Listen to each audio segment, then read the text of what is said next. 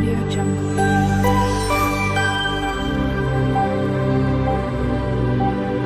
Audio Jungle.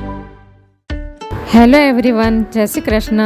મારી ચેનલમાં તમારું સ્વાગત છે. આજે હું આણંદનો ફેમસ મસાલેદાર અને ચટાકેદાર મગ પુલાવની રેસીપી શેર કરવાની છું. આ મગ પુલાવ હું એકદમ સરળ રીતે અને ઘરના જ મસાલાથી બનાવવાની છું. આ મગ પુલાવ પ્રોટીનથી ભરપૂર અને હેલ્ધી હોય છે. આ રીતથી તમારો મગ પુલાવ એકદમ સુપર ટેસ્ટી અને ઓછા સમયમાં તૈયાર થઈ જશે. ચેનલ પર નવા હોવ તો જરૂરથી ચેનલ સબસ્ક્રાઈબ કરજો, જેથી મારા દરેક વિડીયોનું નોટિફિકેશન તમારા સુધી પહોંચશે. તો આજે હું મગ પુલાવની રેસીપી શેર કરવાની છું, જે આણંદ શહેરનો ખૂબ પ્રખ્યાત વાનગી છે. તો એના માટે મેં આ ઇન્ગ્રેડિયન્ટ્સ લઈ લીધા છે. તો આ 200 ગ્રામ જેટલા મેં મગ લીધા છે, જેને મેં 7 થી 8 કલાક સુધી પલાળી રાખ્યા હતા અને પછી એને બાફી લીધા છે. એટલે એને એવી રીતે બાફવાના છે કે એ મેલ્ટ ન થવા જોઈએ, આવા આખા સાબુત રહેવા જોઈએ, એવી રીતે એને બાફવાના છે. અને અંદર મેં મીઠું પણ નાખી દીધું છે એના ભાગનું. તમે કુકરમાં એને 1 સીટી વગાડીને લઈ શકો. અને આ બાસમતી રાઈસ લીધા છે મેં 1 બાઉલ ભરીને. આ મગ પુલાવની અંદર બાસમતી રાઈસનો જ ઉપયોગ કરવામાં આવે છે. તમારે બીજા કોઈ લેવા હોય તો તમે લઈ શકો. બાસમતી રાઈસને પણ મેં થોડુંક મીઠું અને તેલ નાખીને બોઇલ કરી લીધા છે. આ બાસમતી રાઈસને વધારે ઓવરકુક નથી કરવાના, ખાલી 80% જેટલા જ આપણે એને કૂક કરવાના છે. એટલે આવી રીતે એના છૂટા છૂટા દાણા હોવા જોઈએ.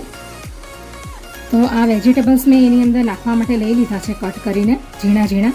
તો આ કોબીજ છે, લગભગ અડધી વાટકી જેટલું કોબીજ છે, અને આ અડધી વાટકી જેટલા ગાજર છે, અને કેપ્સિકમ છે, અને કાંદો લઈ લીધો છે એક નાનો, અને એક નાનું ટામેટું લઈ લીધું છે, અને આ લીલા મરચાંની પેસ્ટ છે. અને આપણે જે મગ પુલાવની અંદર જે સ્પેશિયલ મસાલો નાખવામાં આવે છે ને, તો એના માટે મેં 8 થી 7 કળી લસણ લઈ લીધું છે, અને આ 1.5 ઇંચ જેટલું આદું લીધું છે. અને એની અંદર હવે લાલ સૂકા મરચાં હું નથી નાખવાની, એની અંદર હું કાશ્મીરી લાલ મરચું નાખવાની છું.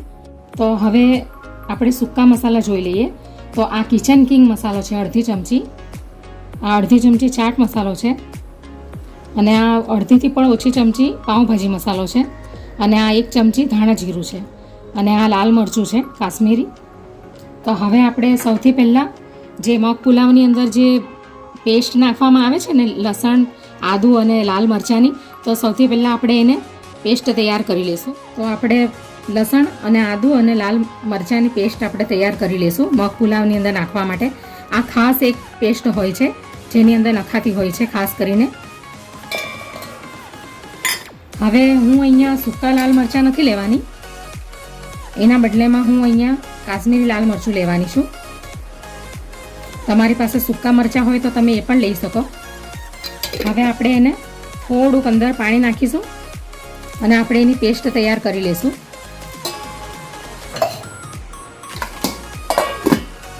તો હવે લસણ અને આદું અને કાશ્મીરી લાલ મરચાંની પેસ્ટ તૈયાર થઈ ગઈ છે આ ટાઈપની. તો હવે એને એક આપણે વાટકીમાં કાઢી લઈશું. મગ પુલાવમાં આ પેસ્ટ ખાસ કરીને નાખવાની હોય છે.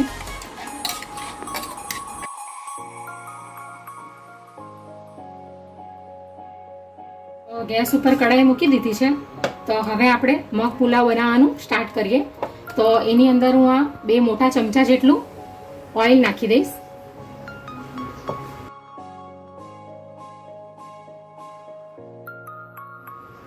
હવે તેલ ગરમ થાય એટલે આપણે આ બધા વેજીટેબલ્સ અંદર નાખી દઈશું. ઝીણા કટ કરેલા કાંદા નાખી દઈશું પહેલાં, પછી કોબીજ, ગાજર, કેપ્સિકમ. આપણે 2 મિનિટ સુધી આપણે એને જરા ફ્રાય કરી લઈશું, પછી બાકીના ઇન્ગ્રેડિયન્ટ્સ નાખશું. ગેસની ફ્લેમ આપણે મીડિયમ જ રહેવા દઈશું. હવે આપણે આ મરચાં લીલા નાખી દઈશું અને ટામેટાં પણ નાખી દઈશું. હવે આપણે એની અંદર સ્વાદ અનુસાર મીઠું નાખીશું.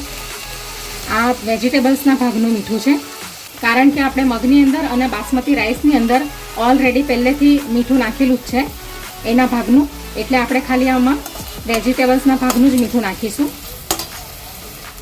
હવે આપણે આ પેસ્ટ જે બનાવી છે એ આપણે અંદર નાખી દઈશું, મિક્સ કરી લઈશું. હવે આપણે આ બધા મસાલા નાખી દઈશું.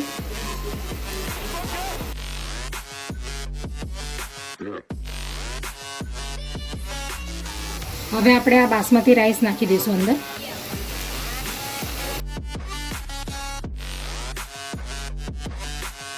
હવે મગ નાખી દઈશું.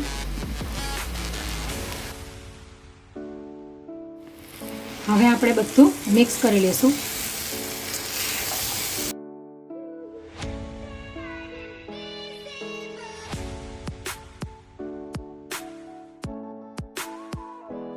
હવે આપણે એની ઉપર કોથમીર નાખી દઈશું.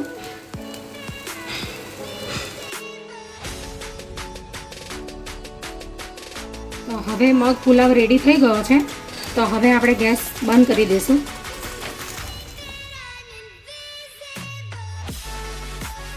તો હવે મગ પુલાવ રેડી થઈ ગયો છે. તો હવે આપણે એને પ્લેટમાં કાઢી લઈશું. હવે આપણે ડીશમાં કાઢી લઈશું.